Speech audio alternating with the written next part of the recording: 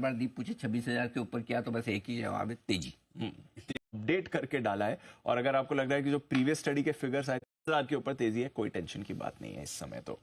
अच्छा सर, आज का सेटअप समझना, उससे पहले एक इंटरेस्टिंग खबर जो कल शाम की है, सेबी ने अपने एफएनओ जो स्टडी करी थी उसको अपडेट करके डाला है, और अगर आपको लग रहा है कि जो प्रीवियस स्टडी के फिगर्स आए थे वो खराब थे, तो ये अपडेटेड स्टडी के फिगर्स तो थोड़े और खराब है। जिस तरह से एफएनओ पार्टिसिपेशन और स्पेशली लॉसेस की बात करी, जरा थोड़ा इसके बारे में समझाएं, क्या कहा है सेबी ने? देखो, ना आप ज़्यादा इसे अच्छे से समझ पाएंगे, न मैं समझा पाऊंगा, क्योंकि ना आपको आदत है, न मुझे है।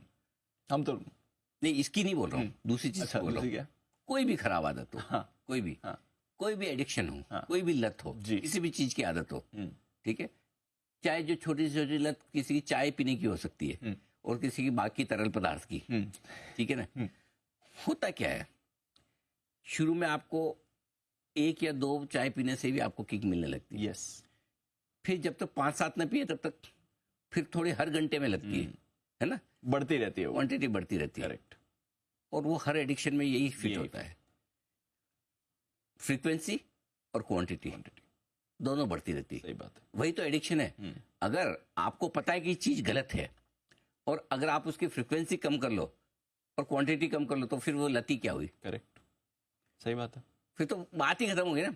तो ये रिपोर्ट वही कह रही है, ये हर एडिक्शन की तरह ये एडिक्शन भी क्वांटिटी भी बढ़ा रहा है और फ्रीक्वेंसी भी बढ़ा रहा है, यानी कि ज्यादा से ज्यादा लोग आ रहे हैं और ज्यादा से ज्यादा नुकसान कर रहे हैं। पहली रिपोर्ट के मुकाबले में दूसरी रिपोर्ट ज्यादा, क्या क्या मैं खास बात है आपको बताऊं। पहले तो ये करके वित्त वर्ष 2024 में 91.5% ट्रेडर्स को घाटा हुआ, ठीक है। और इस घाटे में मतलब आप देखो, जो बड़े डेटा है, बहुत सारे डेटा है, वो छोड़ दीजिए। मेन चीज क्या है, 93% यंग ट्रेडर्स हैं, वो लॉस कर रहे हैं। 93, ठीक है। और जिन लोगों ने 5 लाख रुपए से कम के लॉस किए हैं, वो 75-76% है जिन्होंने 5 लाख रुपए से कम के लॉस किए हैं। सोचिए, ये हालत है, ठीक है। अब वो वही बात है ना, ऑन एवरेज 2 लाख का लॉस तो हो ही रहा है, ऐसा तो निकल कर आया है, मतलब बिल्कुल। और इसमें मतलब आप जितना घुसेंगे अंदर, बहुत सारी खराब चीजें दिखेगा। सिंपल ये एक चीज समझिए, क्या है, मैंने कल एक रील भी डाली है, मैंने पूरा लबोलुबाब उस रील में डाल दिया कि एक्चुअली क्या है। तो 4 लाख लोग ऐसे हैं जिन्होंने साल का 28% से ज्यादा 28 लाख से ज्यादा घाटा किया, टोटल मिलाकर 28 लाख, और 1-1 लाख रुपए का घाटा करने वाले तो अनगिनत, 2 लाख रुपए का 2 लाख एवरेज घाटा करने वाले ऑलमोस्ट सारे ही हैं, ठीक है। आपको क्या समझना है, क्या करना है, ये स्टडी तो चलती रहेगी, समझिए। 2 काम करिए जी। 93%, 90% से 93% लोग नुकसान कर रहे हैं, 10% प्रॉफिट भी कर रहे हैं। अगर आपको अंदर से आवाज आती है कि मैं इन 10% सक्सेसफुल ट्रेडर में शामिल हो सकता हूं, तो आप कोशिश कीजिए।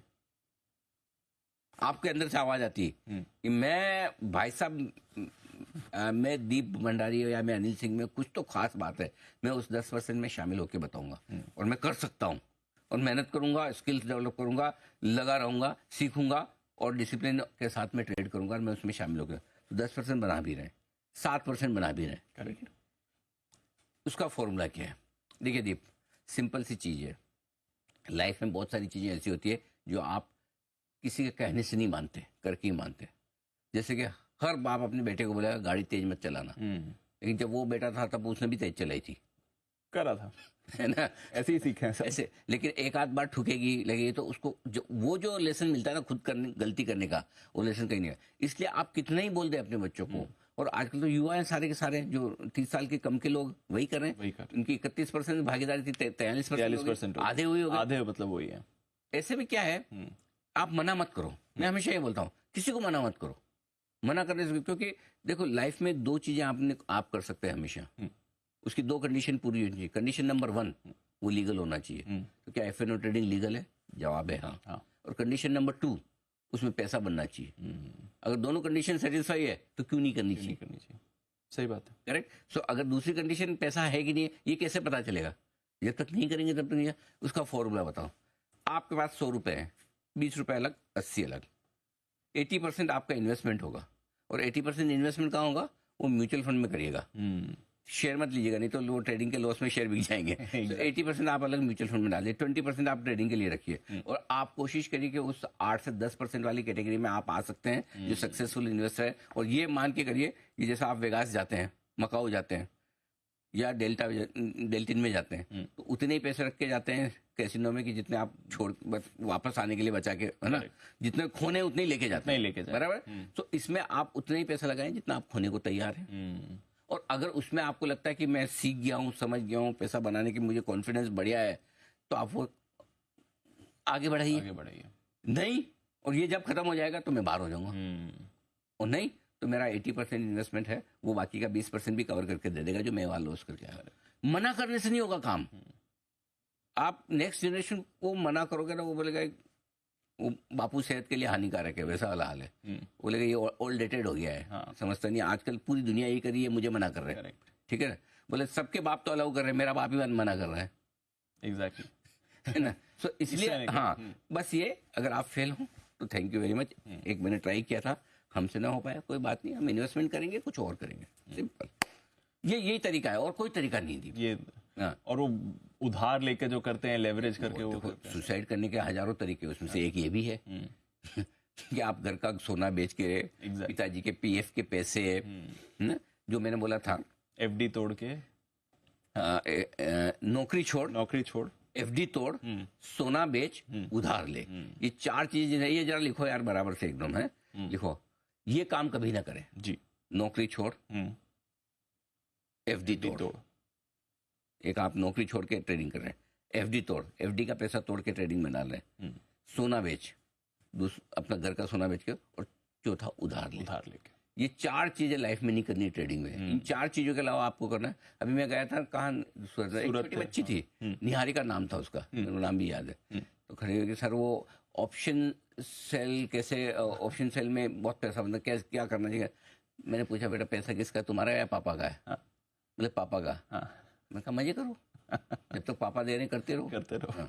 और मैं उसमें भी एक और चीज बताना चाहता हूँ, नेक्स्ट जनरेशन को लगता है ना पापा जी के पैसे हैं, वही पिताजी पैसे देंगे अपने बच्चों को ऑप्शन ट्रेडिंग करने के लिए, जिनके पास सफिशिएंट पैसा है और उनको ये पता है कि मैं ऊपर जाऊंगा तब नीचे पैसे छोड़ के ही जाऊंगा, मतलब मेरे जिंदा रहते तक मेरे पास आराम से जिंदगी बिताने के पैसा। हाँ, आगे नौकरी छोड़, एफडी तोड़, सोना बेच, उधार ले, ये 4 काम नहीं करने, इसमें ये करके ट्रेडिंग नहीं करनी, बराबर।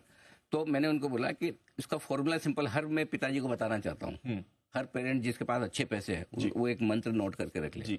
अगर आपके बच्चों को ये लगता है कि वो आपके पैसे उड़ा रहे हैं, मजे पिताजी के पैसे हैं, उनको ये सिखाओ और ये समझाओ कि बेटा देखो ऐसा है, मेरे पास जितने पैसे हैं ये तो मैं जिंदगी में सारे खर्च नहीं कर पाऊंगा, बाद में तुम्हारे ही बचेंगे, तो इसलिए ये मान के चलो तुम मेरे पैसे नहीं उड़ा रहे, अपने उड़ा रहे हो। ये आइडिया अच्छा है ना, तब रिस्पॉन्सिबिलिटी, तब अपने आप है ना बच्चे रेस्पॉन्सिबल है।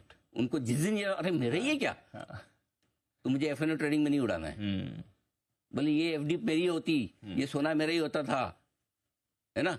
ये चीजें जब उनके बाद आएंगे तो मेरे पिता, ये पीएफ के पैसे पिताजी के मेरे ही काम आएंगे बाद में फ्यूचर में। अपने आप रेस्पॉन्सिबल, अपने को बच्चों को रेस्पॉन्सिबल बनाना पड़ेगा। आइडिया बढ़िया है सर, सिखाना पड़ेगा, ऐसे नहीं सीखेंगे वो।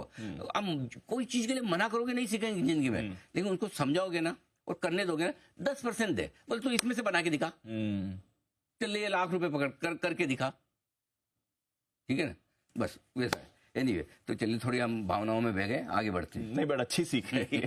ठीक है, बताएं सर फिर आज के लिए कुछ खास चीजें सर। मजबूती